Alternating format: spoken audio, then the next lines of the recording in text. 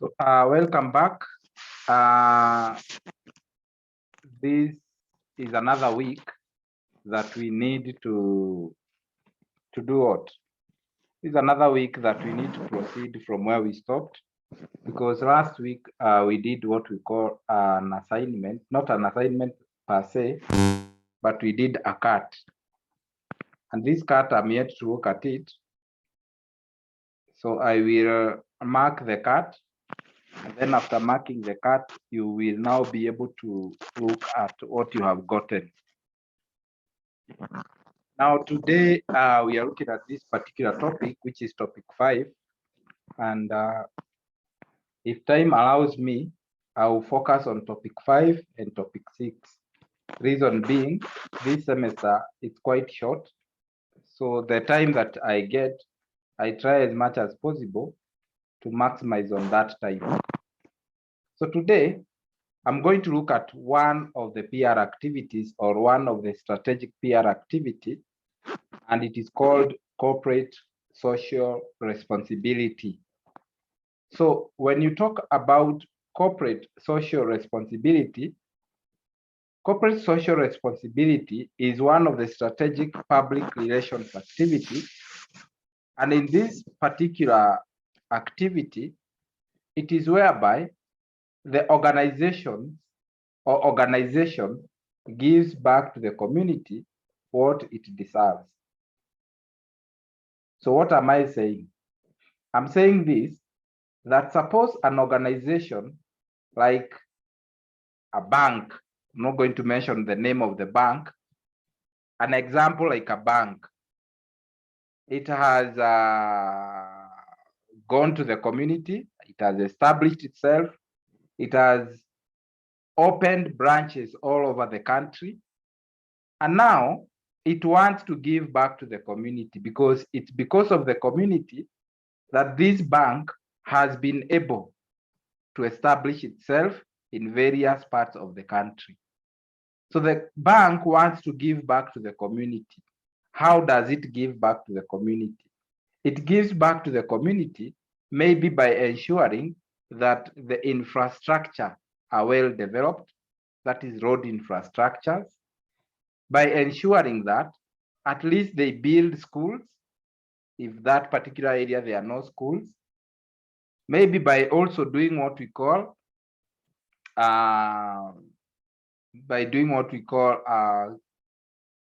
educating the less fortunate in the community. A very good example in Kenya, whereby we have a bank, or whereby we can give an example of a good corporate social responsibility, is just the other day. Was it last week? Last week we had what we call, is it Dental Heart Run? Something of the sort. Apart from Dental Heart Run, whereby the organization organizes for a heart run, whereby people buy t-shirts.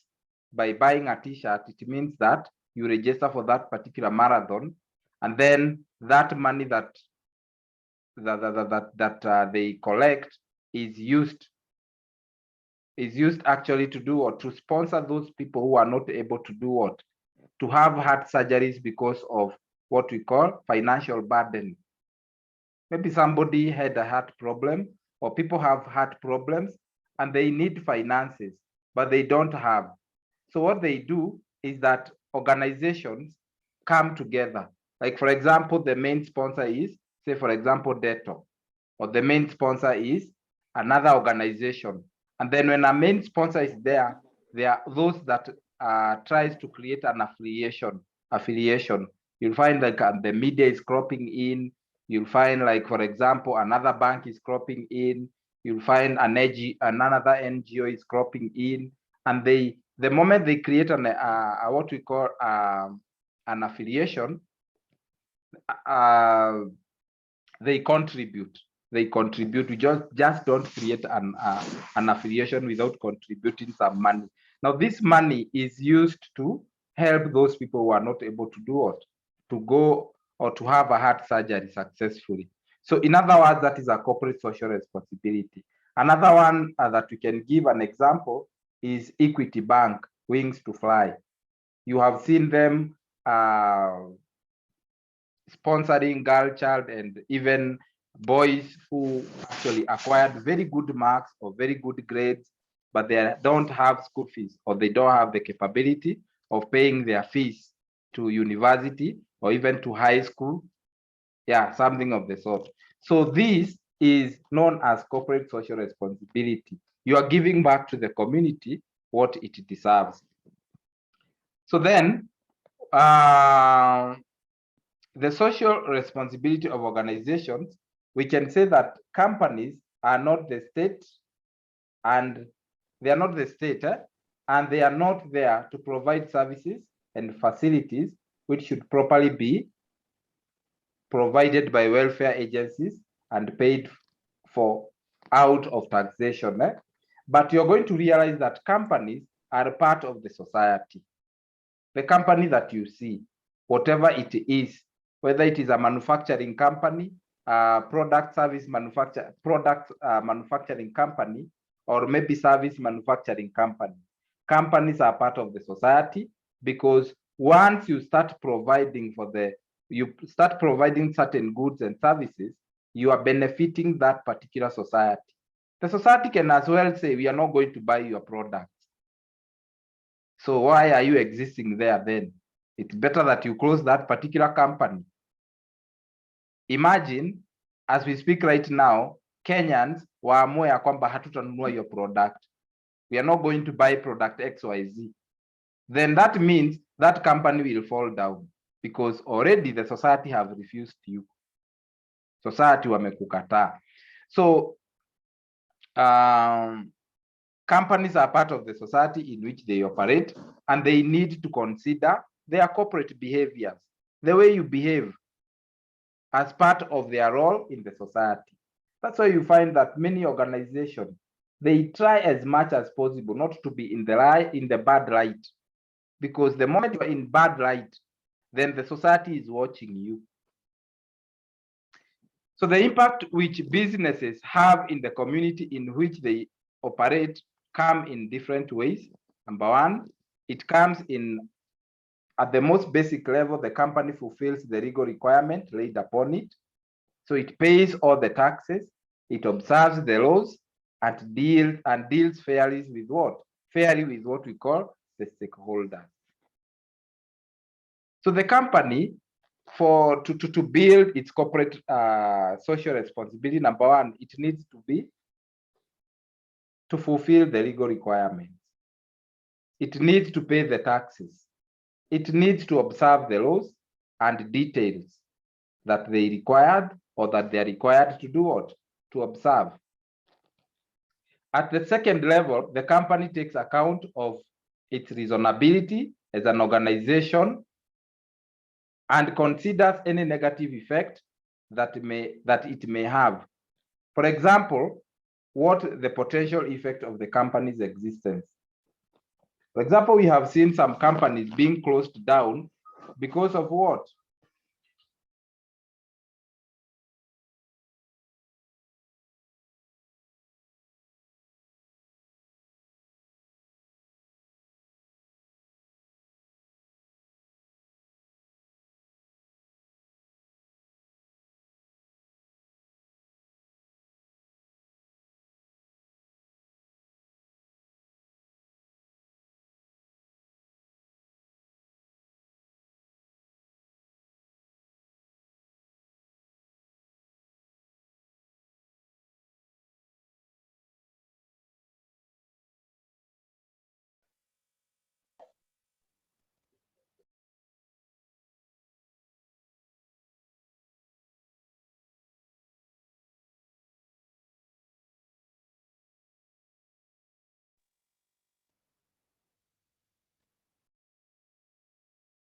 So in other words, we are saying companies are part of the society.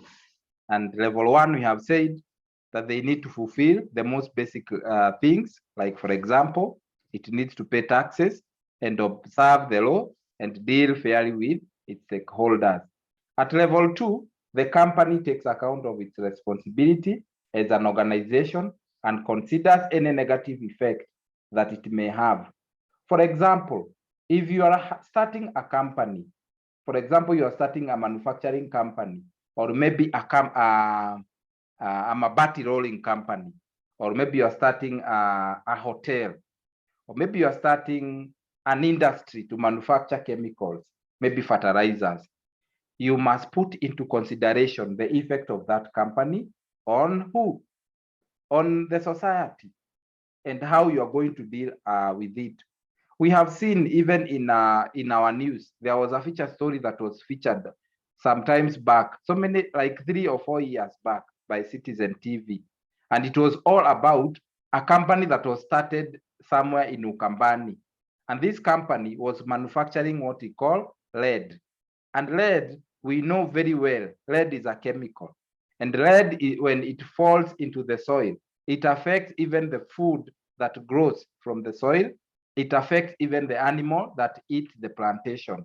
So therefore, it means that the company, which was a Muindi company, did not consider the negative effects that it would have to the society. So in other words, as you start your company, whether you are looking for a food manufacturing company, or whether you are looking for a chemical manufacturing company, the first thing that you must know is that you must be reasonable. You must be very careful, that you must come up with what we call solutions to your waste. Every company that is established must have what we call waste way of dealing with, way of dealing with its waste. For example, if you're manufacturing chemical and all the chemicals zote zinateremshwa na maji, alafu watoto wanaogelea upande ule mwingine, alafu kuna ng'ombe wanakunywa hiyo maji, alafu pengine kuna some animals in the water like fish, then these things are going to die. So in other words, at level 2, the company must take account of its reasonability as an organization and must consider any negative effect that it may have. For example, you're told what the potential effect of the company existence, the process and product of on the environment, and it may seek to reduce this effect. Try to reduce those effects, because you're not going to stay there. Like the company that I've told you that used to manufacture lead, it was closed down. Who made it to be closed down? It is the society. The society complained so much to NEMA. It complained and the company was closed down. So many people have died or died as a result of that company. And these people have never even been compensated. So the company has a lot of things to do. So whenever you think of coming up with a company, also be very responsible with the kind of, be very responsible with your business. Number 3, we are saying the company operating at level 3 is less common, and this type of organization sees itself as having a responsibility for health society and accepts the job of helping to remove or alleviate problems in the society. Yes, this is level 3 of the company, that you have realized that there are some things that are not going on right in the community. So your work is to do what? Try to alleviate or remove such problems, or try to alleviate this kind of problems. Try to deal with this kind of problems. For example, go to the market, collect all the garbages. For example, there was another time the government banned what we call plastic bags. Such kind of things. Then we're asking ourselves, why should an organization consider corporate social responsibility? Why should an organization consider corporate social responsibility? Number 1, let's look at this guy called Friedman. Is it called Friedman? Friedman argues that the very foundation of our free society would be undermined if corporate officials accepted social responsibility other than to make as much money for their stockholders as possible. However, we have somebody by the name Davis in 1967, and he believes that no responsibility is no power. That if organizations wish to maintain their position if they wish to maintain their positions of power in pluralistic society, then they must accept their social responsibilities. That if you want to maintain your position of power in a society, then you must maintain or accept your responsibility. Accept your responsibility. Kama una manufacture product ambazo zina illicit chemicals ama zina produce chemical, be responsible for your actions.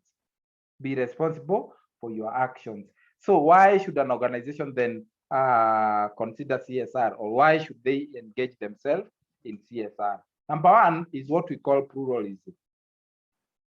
Number one is pluralism, and under pluralism, we are saying that we live in pluralistic society. And when you live in pluralistic society, this is where many diverse groups exist and where power and responsibilities are shared. So therefore, every business institution have some power, offer, and therefore responsible to a number of groups of which its stakeholders or stockholders are only one. So they include staff and the wider community. So this group also have a responsibility of the business institution which arise out of power to effect it. In other words, we live in a pluralistic society where we have diverse groups of people and their needs are so many. So that is why an organization will engage itself in corporate social responsibility, so that you can at least address some of these needs. Like we have companies engaging into what we call safari rally. Kama sai nimeambiwa kwamba this Saturday we have safari rally, yeah? Why are they engaging themselves in that? Maybe they are raising money to do something. You have even heard of this one, Dakaine Dam Marathon.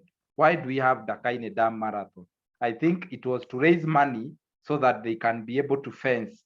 They can be able to fence maybe a national park or something like that.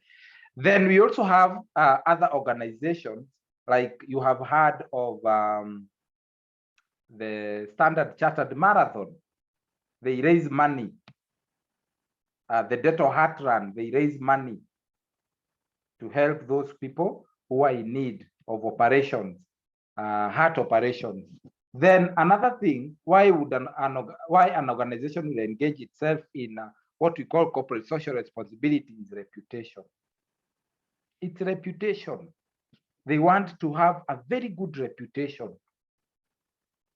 Imagine an organization like Equity Bank. I'm not trying to blow its trumpet, but imagine an organization like Equity Bank that has helped 1,000 and 1,000 of students, 1,000 and 1,000 of pupils to join university and also to join high school. It has a very good reputation with the government. That's why you'll find that customers want to bank with such a bank, because of the good reputation it has created. So many companies would want to do CSR because they want a good reputation. Other companies would want to be part and parcel. Like, for example, when you talk about Equity Bank, during that time when they are giving this scholarship to these ladies or to these young boys or these pupils, there are other affiliations, like the government is always there, presented maybe by the PS, presented maybe by the assistant cabinet secretary. You'll find other organizations and other media houses are part and parcel of that particular thing. So everybody wants to have a good reputation, and that's why organizations would want to engage themselves in corporate social responsibility. We go to number 3. You also want to avoid government intervention, avoiding government intervention. So the Press Complaints Commission is taking every opportunity to show that it can regulate its own industry, and therefore there is no need for the government to pass legislation prescribing any of its activities. Press Complaint Commission, those who are doing journalism, Press Complaint Commission is a commission that has been set aside For example, maybe I have a complaint about a certain journalist. Maybe I saw him receiving bribe, or maybe I have a complaint about a news item that was written by a certain media house. So what should I do? One thing that you do is that there is what we call the Press Complaint Commission actually does what we call, it deals with all those complaints. It summons the journalist, and if the journalist persists or the media house persists, maybe it was in the wrong. If it persists doing whatever it is doing, then it is actually done away with. It is done away with Press Complaint Commission, and it works with what we call Kenya Union of Journalists. Is it Kenya Union of Journalists? One is it one of the? It's Kenya, not Kenya. I think I'm forgetting, but there is a. Let me remember. So Press Complaint Commission is simply a commission that is it is actually put to ensure that all the complaints regarding media houses and regarding journalists are dealt with. Let's just put it at that point. So therefore, we engage ourselves in corporate social responsibility to avoid government intervention. Remember, we have said that the most basic level of corporate social responsibility is what? Ensuring that you are compliant legally. Then we can also engage ourselves in corporate social responsibility when we want what we call public opinion. So a company demonstrates its interest in what concerns the public and how issues or features may impact upon the company's interest and reputation. So sometimes, however, a company's business behavior can become an issue to public other than those who seem to directly affected by it. So therefore, companies need to consider what the public will make of their action in other spheres. So that's another thing. And also, we also have ethical customers and also a license to operate. Sometimes maybe you want a license to operate. You can engage yourself in corporate social responsibility. So, so there is what we call ethical implication of CSR. And this one I want you to read on yourself. You can look at a few like susceptible targets, the footloose sponsors. Now, when you talk about ethical implication of CSR, these are things that you should consider when you are engaging yourself into a CSR activity. Number one, you should look at the motive. Why are you raising money? Are you raising money so that you can do what? For example, you'll find an organization raising money. Maybe you can sponsor maybe a person to go to US and pursue a career. But that might not be the thing. Maybe you are raising money or you are conning people. Like we have heard of this, the pyramid schemes in Kenya, whereby you find a scheme coming, somebody comes up with a scheme. Anawaambia ya kwamba mnafaa mchange pesa, tunatafuta watu ambao wamefika form 4 that we want them to go to US and we are going to give them everything that they need. So they collect money from poor people and then they run away. Now that is the motive. You need to consider the motive before you engage yourself in the corporate social responsibility. We also have susceptible targets. For example, when you talk about susceptible targets, we are saying this. An organization may, for example, or an institution may, for example, want to sponsor maybe a child to go abroad to do what? To further his studies. But in the process, you find that they tell you, for you to get sponsored, you must pay 5,000. Remember, you want to sponsor people or children from poor families to go abroad to study. And now you come up with a discretion, you tell them, for you to get sponsored, you must pay 5,000 shillings as registration fee. Don't you think you are targeting those people who can actually do what? Those people who can afford 5,000 shillings. Remember, we are talking about poor people.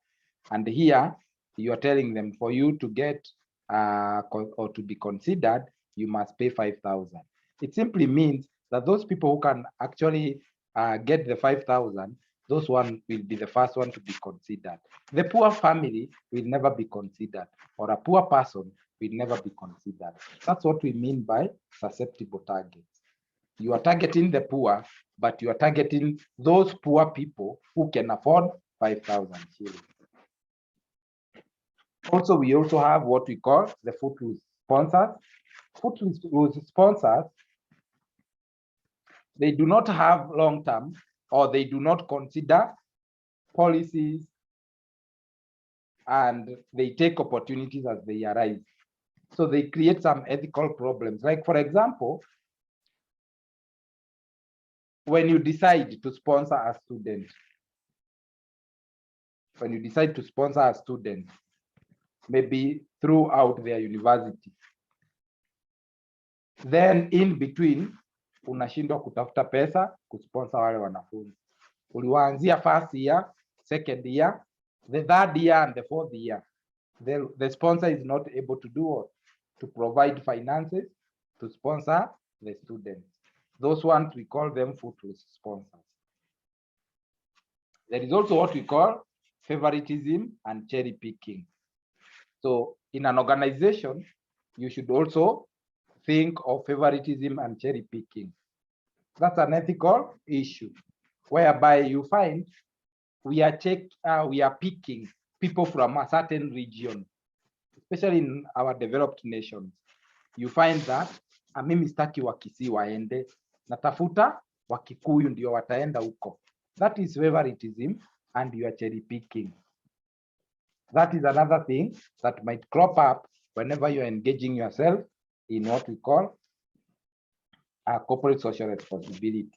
And then there is another one called over-reliance on sponsors. You find that you have been sponsored to go and study by Equity Bank, to go to university, or to go to high school. Now you rely so much on Equity Bank to buy you shoes, to buy you to do shopping for you, to do what else? To pay money for your trip. Then you rely on a sponsor so much, you cannot do even a single thing on yourself. That's another thing. And then this other one is dubious associations. Dubious association is when you associate yourself with very funny things. For example, you are associating yourself with maybe with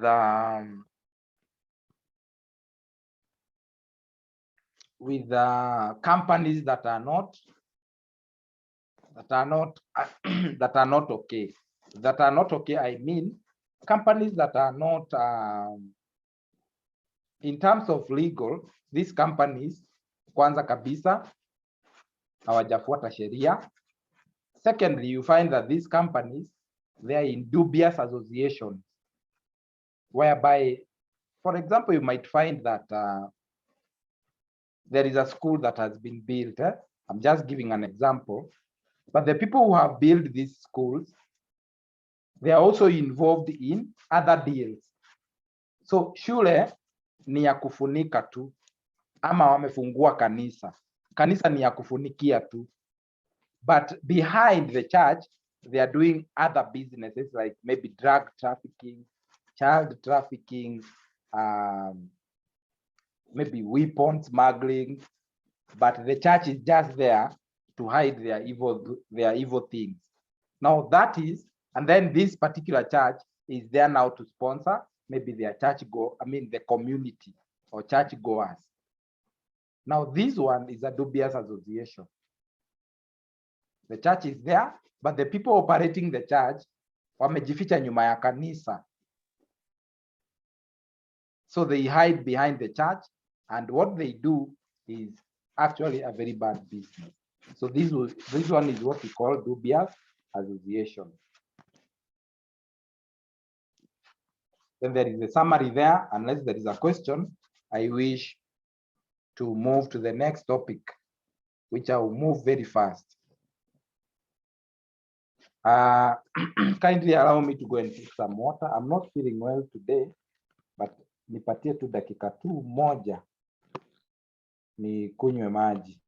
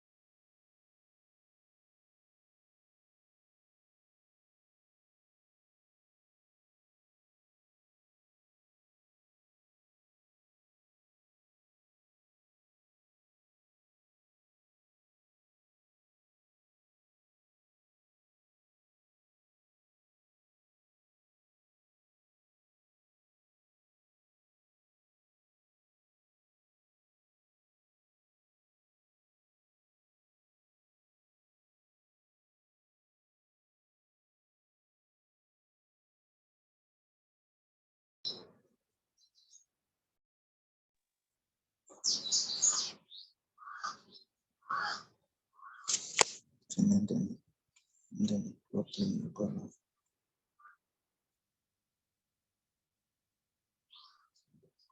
the treasure what? Treasure official.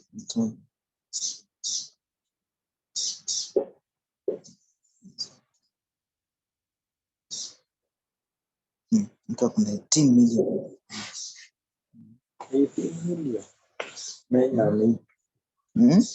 Maybe amejiwekea.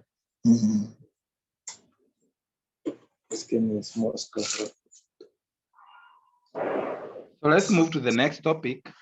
Thank you for waiting. Let's move to the next topic, which I'm going to move very fast.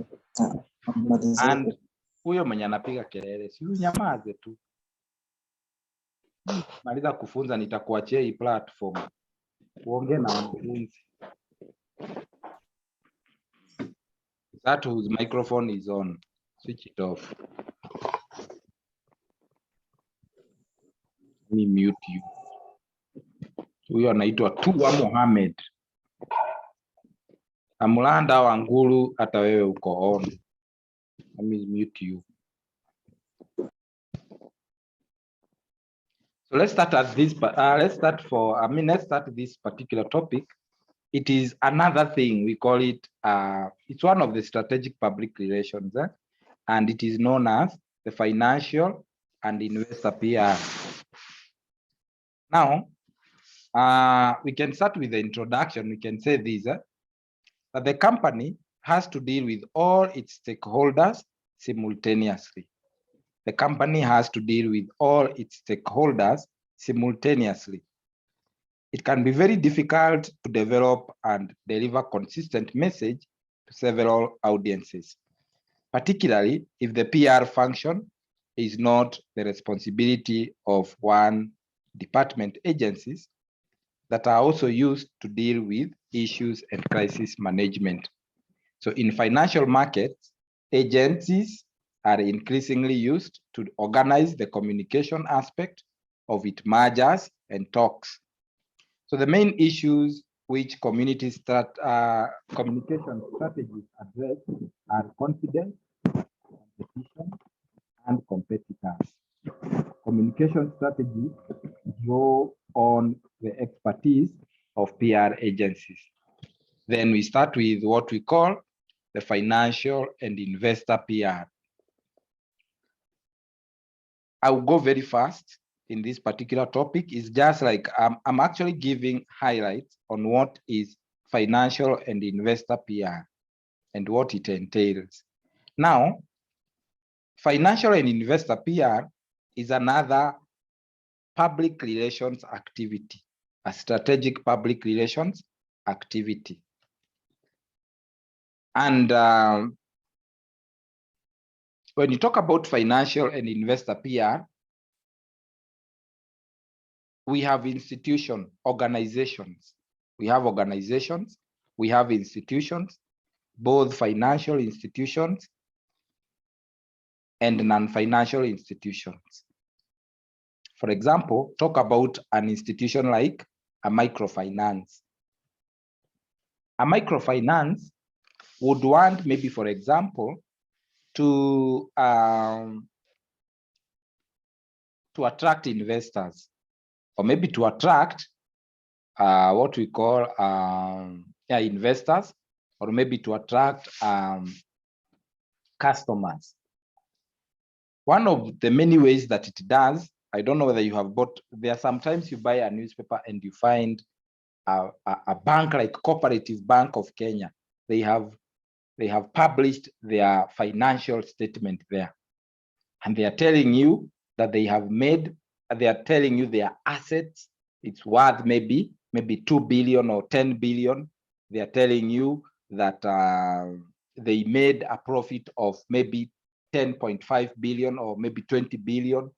And they advertise themselves in a whole page, sometimes in a double page of the newspaper. Why do you think they do that? They do that, number one, to attract investors. They do that to show how stable they are economically. And they do that to show, to attract investors so that they can invest with them. And even to attract customers. Because sometimes customer is looking for a bank that he can trust. Maybe this customer is a real estate developer. You know, real estate, when they go to banks, they take loans worth billions. They don't go there for 2 million shillings. The only people who goes there for 2 million shillings, it's you and me. But when real estate developers go to a bank, they are going there for maybe 200 million. Sometimes they would want maybe 10 billion or even 3 billion because they want to develop an estate. Now, and the more money you give out in a bank, the more profit you make. If you give maybe, for example, 500 million, it means that the returns will be more than what you gave out. So in other words, when you talk about financial and investor PR,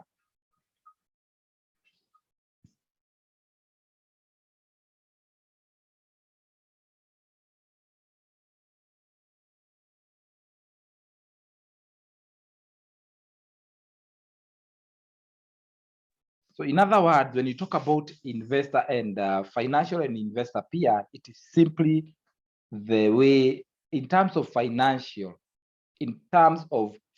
stability, the way the organization tries as much as possible to show the public how strong they are. So until the mid-1980s, competition among various types of financial institutions was severely restricted by the law. So until the mid-1980s, organizations, banks, financial institutions could not compete. Today, financial institutions, previously limited to only one segment of the market, are engaged in expanding their activities across the whole financial spectrum. Nowadays, banks are competing. They are competing. ABSA is competing with other banks. KCB is competing with other banks. Which other one? So many banks, they are competing. Financial institutions like microfinances, they are competing with one another, but initially they were not able to compete. So a major strategic issue for this larger retail financial organization is to reassure the purchasing public that they are sound. So the moment you see this particular advert, big advert on the newspaper about Cooperative Bank, about Absa Bank, about maybe, for example, Safaricom Kenya Limited, their work is to do what? They want to show the public that they are sane, they are sound, number one. Number two, they are trustworthy, and they are able to survive for a very long time. Imagine a company that has got an asset worth maybe 100 billion. A company that has got that is making profit of maybe 20 billion in a year. What does that tell you? It tells you that that company cannot fall easily. It is stable financially. So it is trying, whenever they are doing this on the newspaper, they are trying to do what? To build confidence in the financial product that they have towards the public. So one of the ways in which financial differs from other forms of PR is that the product is very sensitive. The product is very sensitive to changes in confidence. Financial PR must address increasingly sophisticated audiences who are interested in issues of liquidity. So I don't want to read on the web of interested parties, but we can look at publics for savings and investments. And when you talk about publics for savings and investment, you're going to realize that currently, as we speak right now, there is emerging brokerage firms. Brokerage firms are these firms that are used to broker something. For example, if you want to buy a plot, you realize that there is a broker. The broker can be a bank. The broker can be an individual, a person. The broker can be a microfinance. You've heard people saying that our bank gives you an opportunity to buy a property. Kumbe wame create a relationship with another institution so that when they are buying, if you are to buy that property alone, maybe you buy that property for maybe 3 million. But now the bank comes in. Instead of buying for 3 million, you are buying it for 3.5 million. So these are brokerage firms. And these firms, they specialize in new technology services that are addressing an audience growing independent, financial advisors who are retailing assets, and financial management services. Also, you're going to realize that we have financial advisors. And whenever you are looking for a financial advisor, my friend, si ati uko na milioni mbili unaenda kutafuta financial advisor. Financial advisor come in when you have a very huge chunk of money, like you have 100 million in the account, or you have 2 billion in the account. That is when you can go for a financial advisor. So my friend ambaye ako hapo, acha tutaje mmoja, Bernardine Perez, auendi kutafuta financial advisor na uko na shilingi 200,000 kwa account. No, how will you pay him? What will you pay him? So in other words, finance or financial institutions have grown to a point whereby even we have what? Brokerage firms, we have financial advisors, we have microfinances, and so on and so forth. So this demonstrates the need to be flexible when identifying publics. Why? Because in a volatile environment, publics come and go. Like, for example, how many bank accounts have you opened and you don't operate? You will find someone like, I'm just giving an example, someone like Naomi Onyango, ako na account 3. Moja ni ya Equity, ingine ni ya Absa, na ingine ni ya Family Bank. Ukimuuliza umeweka pesa wapi, hata zote hazina pesa. Labda ana operate even one account. So you find that this demonstrates the need to be flexible when identifying publics, because in a volatile environment the one that we are in, publics, they come and go. Shareholders have become powerful. stakeholders to address something of the sort. So then we have types of funds manager. We have large funds managers, we have medium funds manager, and we have small funds manager. So I don't want to talk about so many things. You're going to look at corporate image study. We're going to look at defensive. That one you're going to read on your own. You're also going to read on expansive strategies and creative strategies and adaptive strategies. So I don't want to speak much because also I'm struggling. I'm really struggling to teach this class, but I didn't want to postpone the class, bearing in mind that last week you are doing your cut, and last week but one, we were not able to have our class. So I will stop at that point and I'll allow you to go and do the activities that I have put for you at what we call the portal. So in this particular portal, let me go back to it. I can say this without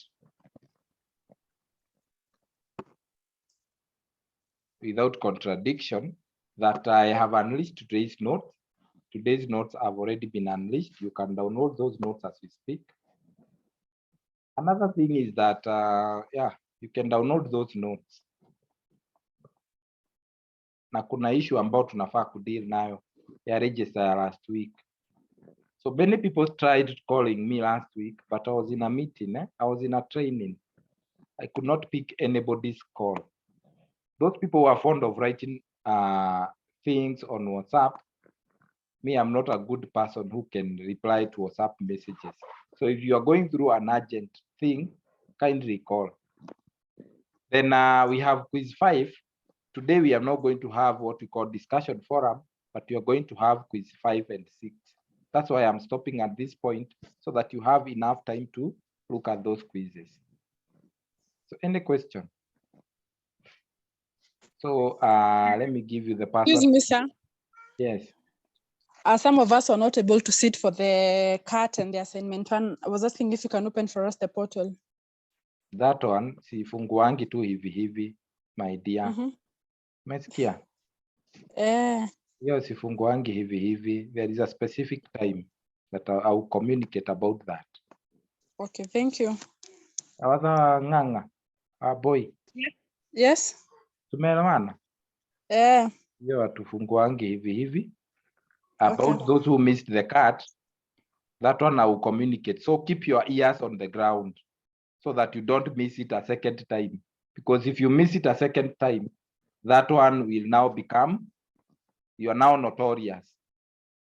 So keep your ears on the ground. I will communicate. I'll communicate about that. So what am I saying? I've already unleashed today's activity and the quiz. So today you are doing 2 quizzes, 2 quizzes in one, quiz 5 and quiz 6. Yeah, quiz 5 and quiz 6. Now, another thing is the attendance. Let me give you the password for the attendance. Today's attendance.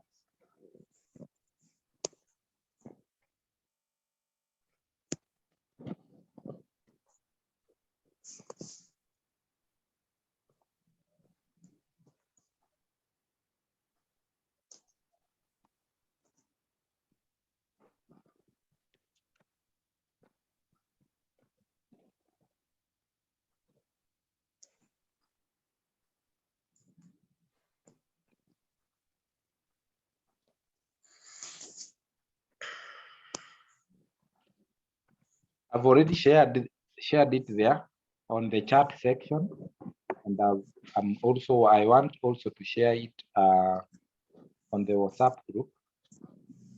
I've also shared it on WhatsApp group. You can check. So use that particular password to register to register yourself as either present or absent. So any question? I will stop at that. Yes, excuse me, sir. I have a question. Yes. On the notes section, you've just uploaded topic 5 only. Topic 6 is not there. Topic 5 only and topic 6 is not there. Yes. Let me check. Unajua unasema kitu yenye mimi mwenyewe niko hapo kwa online ninajionea. Let me go to topic 5.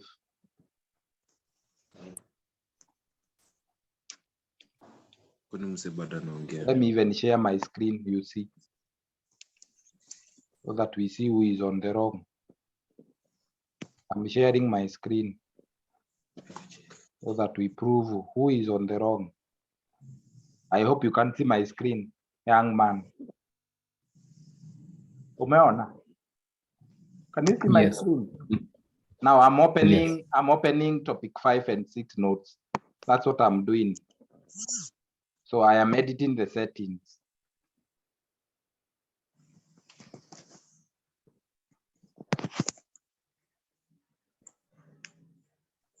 Amehuli. Okay, so